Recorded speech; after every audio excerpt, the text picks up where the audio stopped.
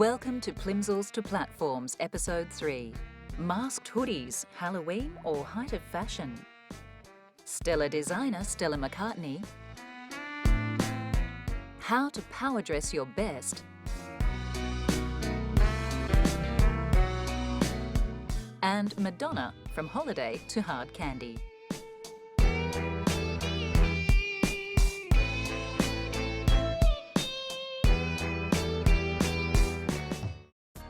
On August 29, 2005, Hurricane Katrina unleashed its fury on the citizens of Louisiana. As the world watched on, levees broke and 80% of New Orleans went underwater. Houses were demolished, people swam for their lives, and still others were trapped for days without supplies at the Superdome. It's events like these that make the world of fashion seem frivolous. But not to Naomi Campbell. She took what she knows about fashion and fundraising and put it all to good use. True to Naomi's vision, the first Fashion for Relief runway show opened during Mercedes-Benz Fashion Week in New York City in 2005. Designers including Donna Karan, Anna Sui, Ralph Lauren and Oscar de la Renta contributed apparel to the show. Celebs like Daisy Lowe sauntered down the runway, and to everyone's delight, the show made over $1 million for the Hurricane Katrina relief. Fashion for Relief looked dressed for success, so why stop here? Campbell enlisted the support of legendary UK designer Dame Vivienne Westwood, and together they coordinated another event to raise funds for the White Ribbon Alliance. Ronan Keating and American model and actor Tyson Beckford did their bit for the cause, raising funds and awareness for the charity. The White Ribbon Alliance for Safe Motherhood brings awareness to the need to make pregnancy and childbirth safe in developing countries. Each and every minute, a woman dies due to pregnancy-related complications. The money raised from this event will fund campaigns for better hospital facilities for pregnant women in many countries. Miss Campbell is saving the world by strutting her stuff. Determined to be not just a pretty face, Naomi is proving herself to be a world-class event coordinator. Fashion for Relief has also gone on to raise funds for victims of the bombings in Mumbai and the recent Haiti earthquake. Some of the dresses in the collection auctioned for a phenomenal amount, proving people are definitely willing to put their hands in their pockets for a good cause. If you fancy any of the items on the runway, you can bid for them online at fashionforrelief.com. Here comes Dame Vivienne, Queen of Punk, in a Vivienne Westwood original. This one probably sold on the night, but there are other great designers involved like Matthew Williamson, Prada and Yves Saint Laurent. Here comes Naomi in a stunning creation by Zac Posen, which fetched a princely sum of $50,000 at auction. Cilla Black joined the party, looking decidedly cabaret, my friend. There were laughs aplenty on the catwalk. Yes, we'd like to say thank you very much for coming this evening and supporting Fashion for Relief, benefiting the White Ribbon Alliance. And that this epidemic is just beginning. It is the first point of awareness, and we need to keep it aware. This is the first point of awareness. We need to keep it aware for as long as we can and make a solution. Thank you. As the Duchess of York said, when Naomi calls and tells you you have to be somewhere, you drop everything and be there. She's an incredible lady and a loyal friend, when you're on a good side. But you don't have to have a title in front of your name or be part of the Hollywood elite to grab a seat at Fashion for Relief. Tickets are open to the public. And even if you can't afford thousands of dollars for one of the designer originals, you might like to splash out on a White Ribbon Alliance black tee, designed by luxury fashion house Jaeger, especially for the charity. They're only $50, so pop online at whiteribbonalliance.org and grab one. In the wake of the Haiti disaster, 37,000 women were doomed to give birth in filthy and dangerous conditions. A night of beautiful dresses and fun on the runway translates into megabucks, which can save the lives of millions on the street. Bursting onto the pop music scene in 1983, Madonna has danced and sung her way through an ever-changing array of costumes and fashion choices, keeping us all guessing as to what the chameleon queen of pop will come up with next.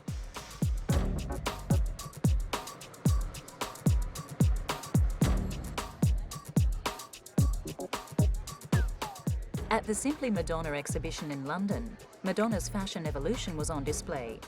From Material Girl to hard candy, for anyone who wanted to take the trip. The trend for pop stars to wear less and less over the last 3 decades was definitely started by Madonna, whose penchant for sexy corsets and the bustier made it okay to sing in your underwear on TV. The Material Girl's face has been everywhere, from Rolling Stone to Vogue. We have, I think, achieved a good blend of everything that she's done, all of the changes she's gone through, and that's very evident because we've got the S&M bustier, and then we've got the music video, which is straight out of Dallas, with a cowboy hat and very smart fur coat, white outfit. She looks like Sue Ellen out of Dallas. So, I think we've captured it. The public will let me know if I haven't. Madonna's fabulous fur coat cowgirl look from Music, released in 2000, is a far cry from the teased hair and fishnets of the 80s. She has been invited anytime she walks through the door, and they've just said to us, good luck. So I think that's a blessing.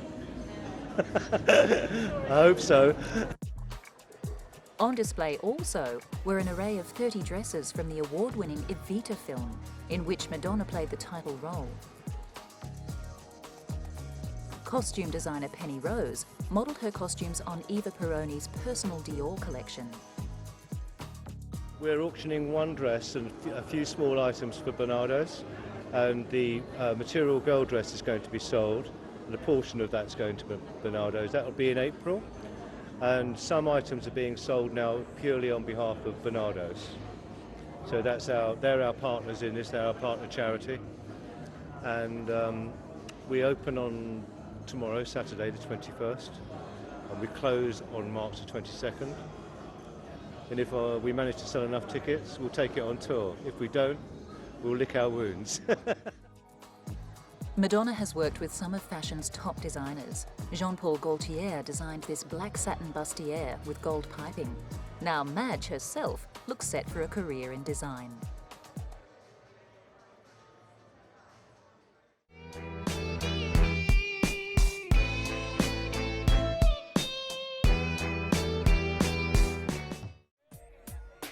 As befitting a man born and bred in New York City, Adrien Brody knows how to dress. As famous for being an actor's actor as he is for his style, Brody cuts a striking figure on the red carpet. After studying at the famous LaGuardia High School, which had an acting stream, Brody started winning roles from the tender age of 13. Yet he remained a fringe actor until Roman Polanski cast him in his 2002 movie, The Pianist. Suddenly, Brody was a wanted man, even earning the title Best Dressed Man in America, 2004. Brody is rather slender and quite tall, but there's no reason why you shouldn't try the Brody look. Adrien mixes the old with the new. He'll start with an elegantly cut modern suit and dress it with vintage accessories. Adrien's gorgeous olive complexion allows him to wear white and black without a problem. If you have a fair reddish complexion, you might want to avoid these colours, but you can still accessorise in that vintage Brody manner. Here Brody's wearing a uniquely cut linen vest. He also wears scarves and long trenches, like a classic old-school theatre actor. Have to keep those precious vocal cords warm.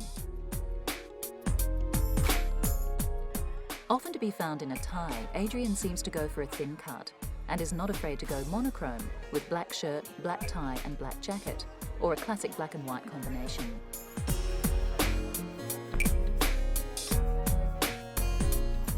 Brody wears suspenders sometimes, which is very retro, and likes a good old-fashioned fedora hat to top things off. That is, if he's not letting his longish locks sway in the breeze. Clean-shaven or with a well-groomed beard, Brody likes it both ways. Classic vintage New York style. It works for Adrien.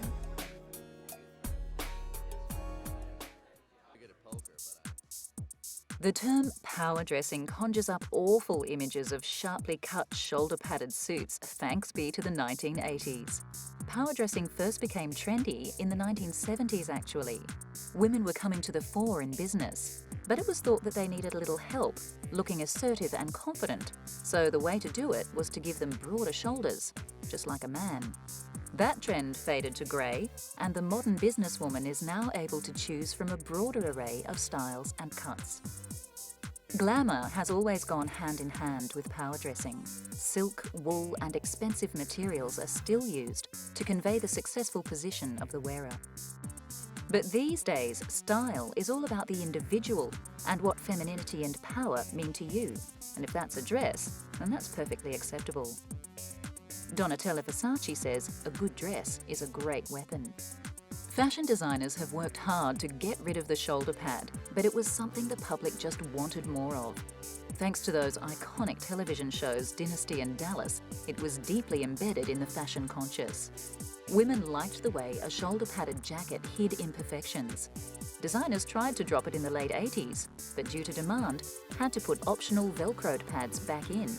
It wasn't until the early 90s that women became comfortable enough with their own shoulders again. And let's face it, women's shoulders are very powerful in an alluring way. And as the shoulders came down in size, so has the hair. Big is not necessarily better in the new millennium. Straightened and sleek is in. Traditional power dressing accentuated sharp, big-shouldered suits with bold accessories. These too have been pared down. Just one bold statement will do.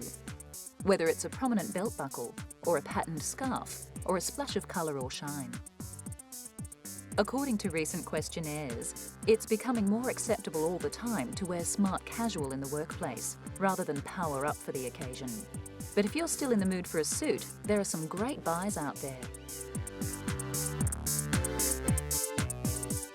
Whether it's soft and flowing you're after, like this all-in-one jumpsuit, or something more structured, like these shorts coupled with sleeveless jacket.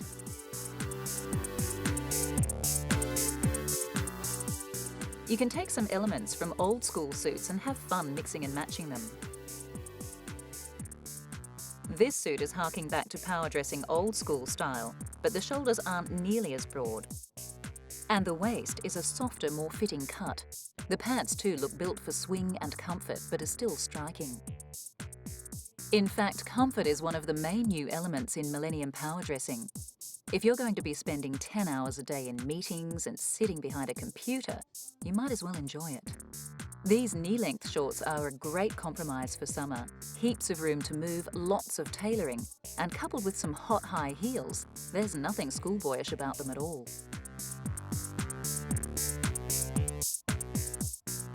If you want to knock shoulders with the big boys, you can broaden your shoulder line by using different textures. A fabulous fur trim is a powerful feminine statement with regal connotations.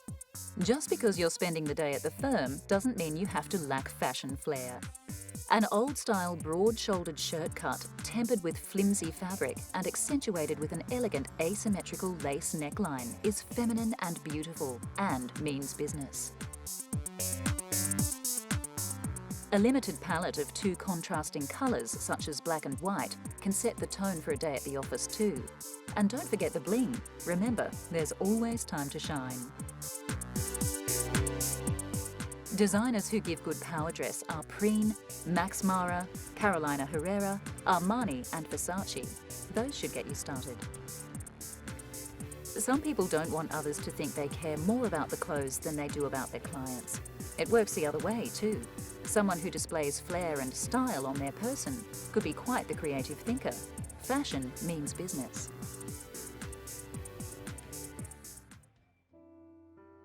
Once upon a time, there was a little girl called Norma Jean who floated from foster home to foster home because she had no father and her mother was unwell. Married by the age of 16, she worked in a factory while her husband went off to war. It was here that her beauty was discovered by a local photographer, and it wasn't long before the whole world was looking at Marilyn Monroe. A favourite aunt had told Marilyn when she was younger that she was going to be a movie star. Perhaps Aunt Anna could see that inner quality in Marilyn that the rest of the world would soon fall in love with. Marilyn exuded sensuality and warmth while at the same time appearing innocent. Even though she was always immaculately dressed, these qualities would have shone through, even if she was wearing a potato sack. The ultimate blonde bombshell, Monroe had been bleaching her hair since her early days of modelling at the Blue Book agency. It remained her trademark right to the end. Coupled with her sexy beauty spot and ample curves, Monroe has secured sex goddess status for all time in pop culture history. Gwen Stefani, Madonna and Lady Gaga have all taken a leaf from the Marilyn Monroe Book of Style at some stage. Even though she oozed sex appeal, Marilyn was always stylishly dressed. I want to thank the editors of Photoplay magazine and all of the public. I thank you very much. Whether she was wearing halter neck dresses with cinched waists to emphasise her hourglass curves or form-fitting slacks and pretty blouses, Marilyn always looked the epitome of style. Her personal fashion icon was Jean Harlow, another legendary Hollywood blonde bombshell. She even looks great dressed in greens and GPs, although I'm sure the troops appreciated her more in this figure-hugging black spaghetti-strapped number. Marilyn was well aware of her considerable sex appeal, taking advantage of it to further her career by posing for the very first issue of Playboy in 1953. The 2 nude shots that we used were from a shoot she had done for another photographer who only paid her $50 at the time, enough to pay the hungry actress's rent. It takes talent to turn a potential scandal like this into a career-forging moment, but Marilyn was never quite the dumb blonde people expected her to be. On the 5th of August 1962, Marilyn was found dead in her apartment from an apparent barbiturates overdose. The stress of the business, a terrible upbringing, and a string of failed relationships probably led to her alleged suicide. But Marilyn's style lives on.